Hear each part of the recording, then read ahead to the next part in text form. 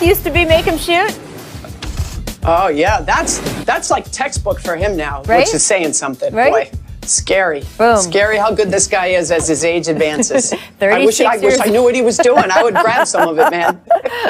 Welcome to the Jump. First of all, Jackie, you have lost nothing off your fastball. You need no advice from anyone. Welcome to the Jump. I am Rachel Nichols, indeed, alongside the Hall of Famer, Ms. Jackie McMullen, and NBA champ Kendrick Perkins. Coming up later in the show, I am going to ask Perk and Jackie which stock they would rather have more of right now, the Celtics or the Heat, because they square off tonight right here on ESPN. First, though, for years now, it has been painful to be a Knicks fan. And yeah, the losing has been part of it. There has been so much losing. The Knicks entered this season with the worst record in the entire NBA over the last 6 years. They not only have the longest active playoff drought in the Eastern Conference, every other East team has made the playoffs at least twice since New York last did. Still, even the losing might not be what stings as much as the way the franchise has gone about it. Missing out on free agents while throwing wheelbarrows full of cash at the wrong ones. Draft boards that look like plates of scrambled eggs. Switching coaches every time the wind changes. New York has had 8 head coaches in the past 10 years. And of course, don't forget the lack of respect that the franchise has shown for some of the faces that fans have loved the most. Charles Oakley, Carmelo Anthony, Spike Lee.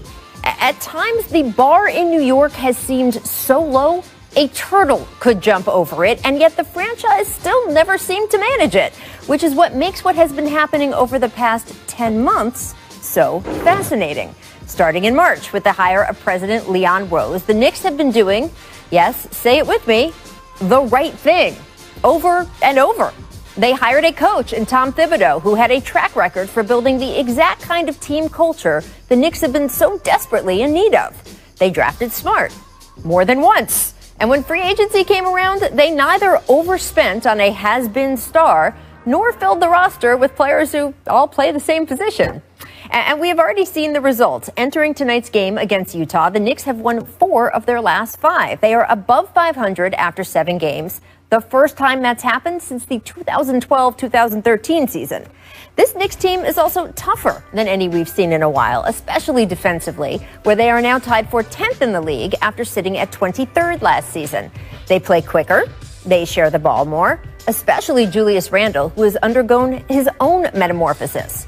You remember Randle last season, right? All that dribble before plowing into triple team coverage, the lack of energy on defense at times. Well, Randle gets a lot of credit for coming back this season in better shape and with a renewed hunger for rebounding. But it's more than that. Randle is passing the ball in a way we have never seen him do before. His 7.5 assists per game, that is on pace to double his prior career high. And while it's not clear yet just how sustainable the rest of these numbers are, if Randle can truly transform into a point forward, it unlocks so much of everyone else's game. Indeed, we've already seen the growth from R.J. Barrett. We've seen flashy fun from rookie Emmanuel Quickley, steadying vet play from Austin Rivers. By the way, when those two are on the court together, fans have taken to nicknaming the duo Quivers, which is just fantastic. It was Quickley who's shown in the Knicks' last game, a win over the Hawks, in which he played almost the entire fourth quarter and finished with 16 points off the bench. And don't forget Mitchell Robinson, who recently credited the coaching staff with teaching him how to better position his hands to stay out of foul trouble. Something that's been particularly important as injuries have made it even more crucial for the team's better players to be able to stay on the floor. Of course, this is a Thibodeau team, which means that the Knicks' best players are on the floor a lot. Barrett and Randle ranked number 1 and 2 in the entire league in playing time so far this season. But they're both young enough they should be able to handle it, and the consistency that all that playing time brings has been a big part of establishing the new way the team is doing things, which is really the key, right? Because yes, it is nice to be winning instead of losing. But even if the Knicks go through another bad stretch sometime this season, and they probably will, it finally feels like fans can have some faith in the way the team is being run. Winds of change, indeed. All right, guys. It is a new day in New York. Maybe we're going to introduce a new segment here on The Jump called Good Story or Good Team. So, Kendrick, you heard me talk about the Knicks, why they have been a good story this season. But is that all they are? Or are they actually a good team that we will be talking about all season long? No, Rachel, they are actually a good team. Listen, we are finally saying something good about the Knicks. What has been over a decade that we've been talking nothing but bad things about the Knicks, and here they are. And it started with the hiring of Coach Tom Thibodeau. You remember when everyone had all these questions about Coach Tibbs? Was he going to be able to adjust? And you remember I told you on the show right when he got hired, I said Tibbs had time to reflect on himself and learn the new generation, and it shows on the court. One thing you know about Tom Thibodeau is that he's going to demand guys to play defense at the highest level, and that's what the Knicks have been doing. He's going to prepare guys. He's going to have them ready. Guys are going to know their personnel. On the offensive end, Tibbs is letting these guys be themselves. They are playing freely together. Julius Randle has always been a stud in my eyes. Now he has a coach that actually believes in not only his scoring and rebounding, but his ability to create for others. I love the way the direction that the Knicks are going in, and I said they are a sleeper pick to making the playoffs in the Eastern Conference. Wow. So, Perk, I agree. This is a really good story. I guess my definition of a good team would be a playoff team. And while I'm as pleased as anyone watching what Tibbs has done to transform this team, and by the way, be fair, it really didn't start with Tibbs. It started with Leon Rose, who has changed the culture there, and then hired Tibbs. So let's give credit where credit is due. And I do think it's unbelievable to see the Knicks as a top 10 defensive team. I give pause and try to bring a little perspective to this only for this reason. Some of the numbers are so video game, I'm just not sure they're sustainable, including Julian Randle, who, by the way, when Tibbs was hired, I asked around, and the first thing GMs and coaches said was, wait till you see what he does with Randle. He's going to transform Randle. He's going to get Randle back on his footing, and that has all come to pass. But, you know, will Alex Burks shoot 67% from the three-point line? Can Julius Randle keep up those incredible numbers? Will Austin Rivers shoot 46% from three? Those are the numbers that are making this team what they are right now. I'm not sure they're sustainable. It doesn't take away from the fact that they're building something. And if you ask the Knicks, that's the most important thing anyway. It has been so long and so frustrating for people who, I mean, this is an incredibly loyal fan base. I am so impressed with New York Knicks fans all the time. Everything that has been put in front of them, they still keep coming back, believing in their team. And finally, again, whether it's rewarded with the playoff berth or not, and with the play-in tournament, it's possible they could at least be in that ninth spot, right? Somewhere in there. Whether that ends there or not, just that feeling that the franchise is not wandering in the darkness the way it has been in a lot of the recent years.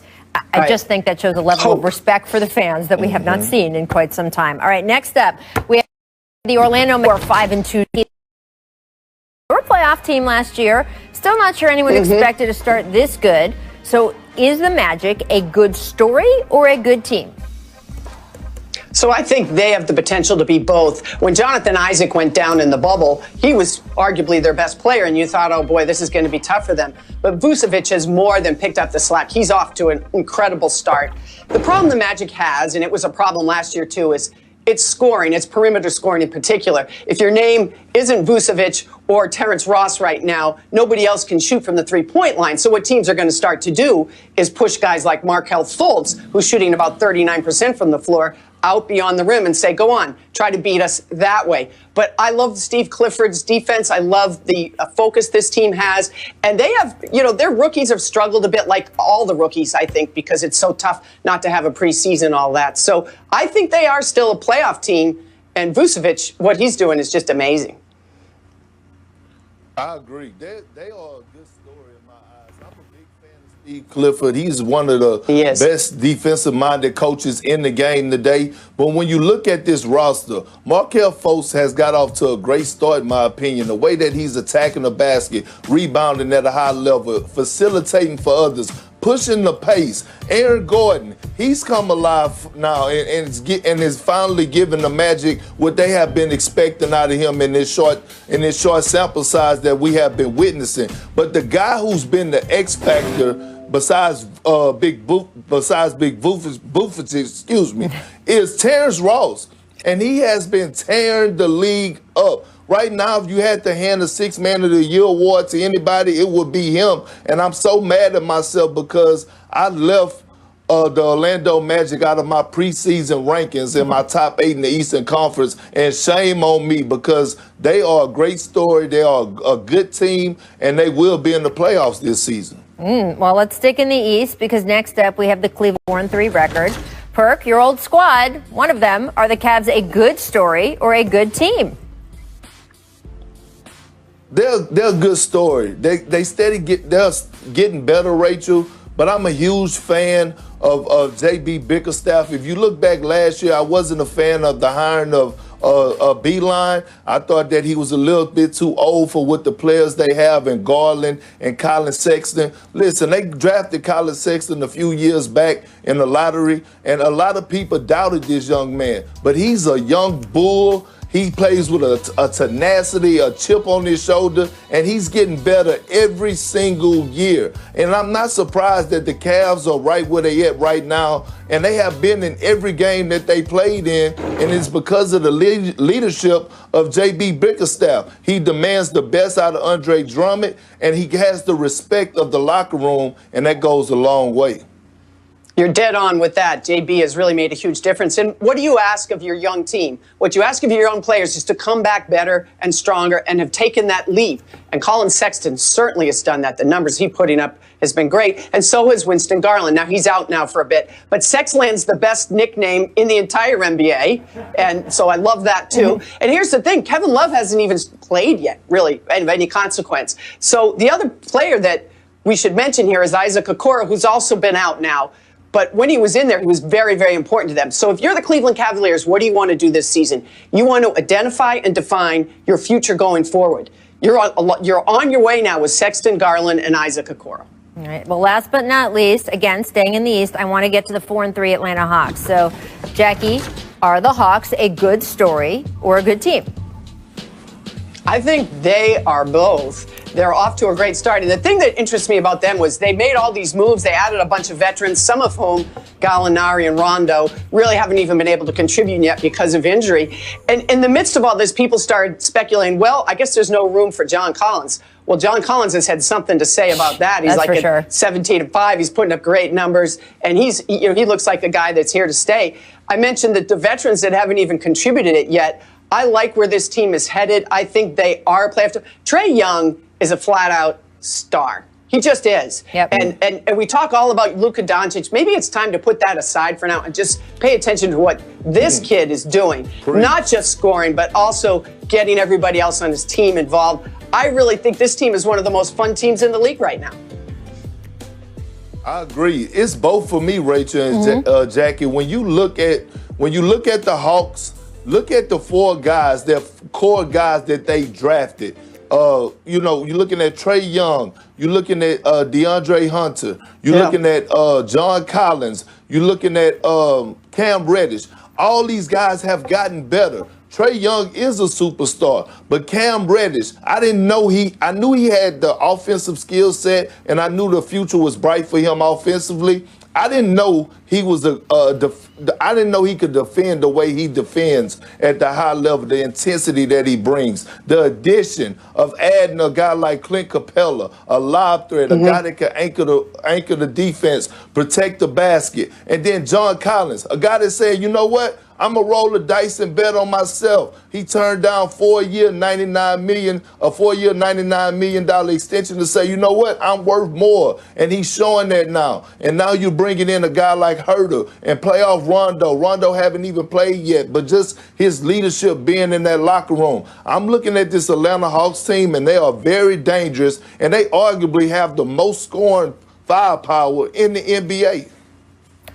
Well, look, we got a little bit of Rondo, at least so far. Perk, that's a great point about the draft picks, too, because the ownership made a decision, right, to stack the front office based on scouting experience as opposed to just going for a flashy name.